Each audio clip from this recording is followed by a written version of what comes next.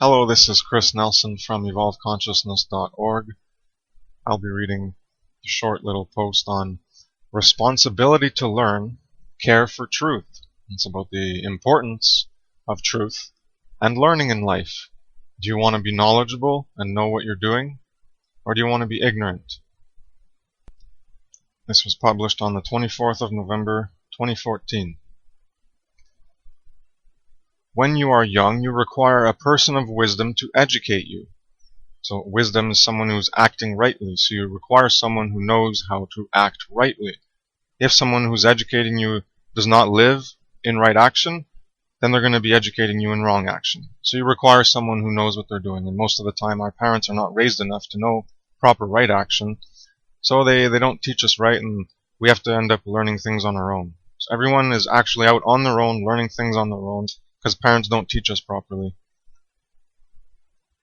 At a certain point, we have to educate ourselves on our own to develop our own self-determined, self-governed, sovereign understanding of reality, to develop wisdom and no longer be led by the hand with people spoon-feeding us what to accept about reality. It is especially concerning when we realize what hands have been leading us in life. Personal responsibility in the search for knowledge and truth must be developed. Otherwise, you are simply a robot going through a program you have been fed and bought into, completely oblivious and ignorant to the actuality of reality. That standard social engineering construct of self that is created produces a consciousness that is limited from the potential it can be. It creates a robot, a zombie, under various degrees of mind control to produce conformity to the collectivist hive mind. This is the docility to authority and the gargantuan system we find ourselves immersed in and let continue, growing, cannibalizing the world. We simply remain content with our ignorance, apathy, cowardice, and fear of truth and knowledge that catalyzes us towards change. So the thing that's going to catalyze you towards change and empower you towards change, and I've done an infographic on that called Empowering Change, is knowledge and truth. That is the catalyst that will allow us to change. And also the catalyst, the knowledge and truth of evil will catalyze us to do something about evil. Otherwise, we remain ignorant, apathetic, cowardly, and lazy in our fear of truth and morality and knowledge that can catalyze us to change, and we remain inactive. We don't do anything, and we keep living in a hamster wheel, cyclical form of life. And the collectivist hive mind, well, that's to bring us down to lower order consciousness where we do not engage in our free will as higher order consciousness. So they're bringing us down to the level of ants and bees, and even lower than that into another class of life that doesn't even have free will expression and consciousness expression, that of plants. So they're just going to make us a collective hive mind of plants where we have basic stimulus responses and we have no processing of reality. We have no free will processing of reality. We just engage in our basic biological programming along with the collective hive mind programming, and we live in conformity with some basic survival issues and competition for resources, just like plants do. So we're just a basic lower life form, hardly even an animal, or at least a lower level animal, and we're dead in a coffin in the tomb, living in darkness of ignorance, blind from the light, in the cold because the heat doesn't reach us. And we're dead because it's not the light of life. It's the cold, dark tomb and coffin of our ignorance. The reality of evil needs to be faced. True care for truth and morality, needs to be developed. Care for right over wrong, good over evil, truth over falsity, reality over unreality. If we ignore reality, we can live in continued contentment, comfort, and convenience that our particular geographical zone of living provides. Anger is a powerful catalyst for change. Anger is a powerful catalyst for action to motivate us. and it can be harnessed when we see evil wrongdoings going on around us. Anger is required at first, at least. So at least at first you need anger. Later on, okay, you'll still have anger and you don't need it as much to motivate you, but at first you have to get angry about the situation in order to want to do something about it. So you need a catalyst regarding knowledge of evil in the world and how horrible and dark it is, and then you'll care to learn more about the world in order to figure out what you can do about it. Or else you don't care to learn more, and you're going to remain in victimization, learned helplessness mode, where you're not going to think there's anything you can possibly do. So you've already determined, even before you've been able to learn, you've already determined that there's nothing worth learning because there's nothing you can learn that can eventually bring you to do anything about anything. So you might as well go back to enjoying your life, go back into the hamster wheel, live, survive, procreate, enjoy life, and die. And everyone does the same. And we all live in our selfish little bubbles or selfish family bubbles. And we don't expand our care, compassion, empathy, conscience, and morality in our heart center symbolically. So to connect and get in touch with morality and feel the evil in reality. So anger is required, at first at least, to connect and get in touch with morality and feel the evil in reality. Feel it deep down in care, compassion, empathy, conscience, and morality, and get righteous about this evil that is being created. Righteous is about justice. You know what's right, and you want to do what's right. It's standing up for justice. Sacred masculine.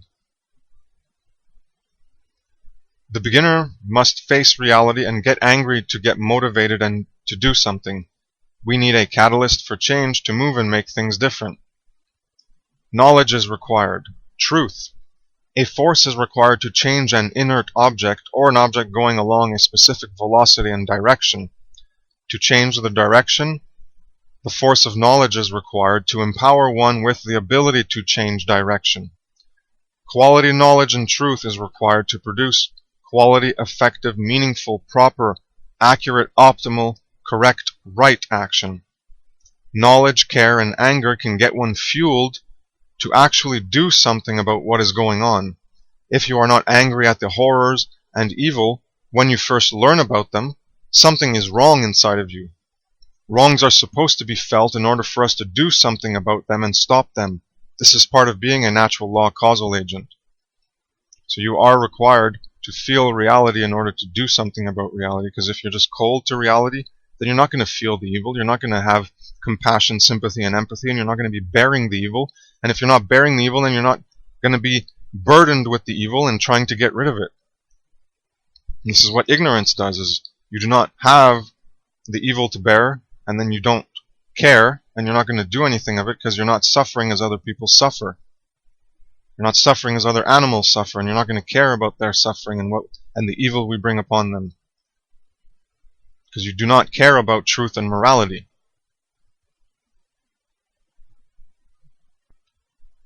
People don't know what is going on and don't care. Some people think they care, but don't want the responsibility to care for truth, the learning that it involves, the work on ourselves to change and help others change. This is why people fear truth and therefore ignore it, are apathetic towards it, are cowardly and run from it, and in the end are lazy and ineffective in producing actual goodness. So there's our ignorance, apathy, cowardice, and fear, and laziness from the fear of truth and morality, that we don't want to change ourselves, we don't want to do the work to change, we don't want to admit how we're corrupted, how we're evil, how we're not right, how we are wrong, how we are not good, how we are not moral. It's all a fear of ourselves. We fear truth and fear ourselves as an embodiment of that truth, because we don't want to do the work to embody truth. Many people offer lip service to care for truth, as most truthers do, as most people who think they're doing the great work, but they're not going deep enough because they don't actually care for truth. They care more about the attachments they have to their self-images and worldviews that allow them to maintain attachments to immoral ways of being, because they do not have the care to go and delve into the depth of contemplation and reflection into themselves and objective morality to see where they are failing. They can't go into objective morality because they're still too attached to themselves, which prevents them at looking at reality honestly. Because as soon as they see something that contradicts their established self-image and worldview, such as I'm moral, I'm good, I don't do wrong, I don't do immorality. So if you tell them, oh, murdering animals and it's violence on animals and it's immoral, it's evil, well, they're going to deny it because they already know that they're a good person. So it doesn't matter what you say. They'll come up with whatever excuses they can to justify their self-image and worldview. So many people offer lip service to care for truth. Do you speak like you care for truth, or do you act like you care for truth? So there's a lot of talkers who talk bullshit, and they don't live the truth and morality in their lives. Caring for truth, to learn and educate out of darkness with knowledge, to live by what is right, good, and true. This is a huge part of life that most people ignore. Care for truth. Embrace truth. Truth is one way. Go all the way for the rest of your life. Keep going in that one direction, in that one polarity.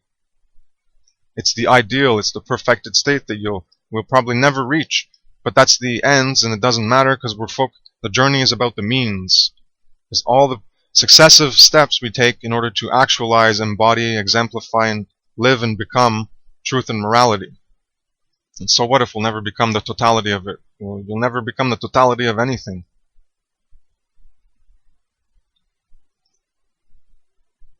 Service to truth or compromise of truth, that's the choice.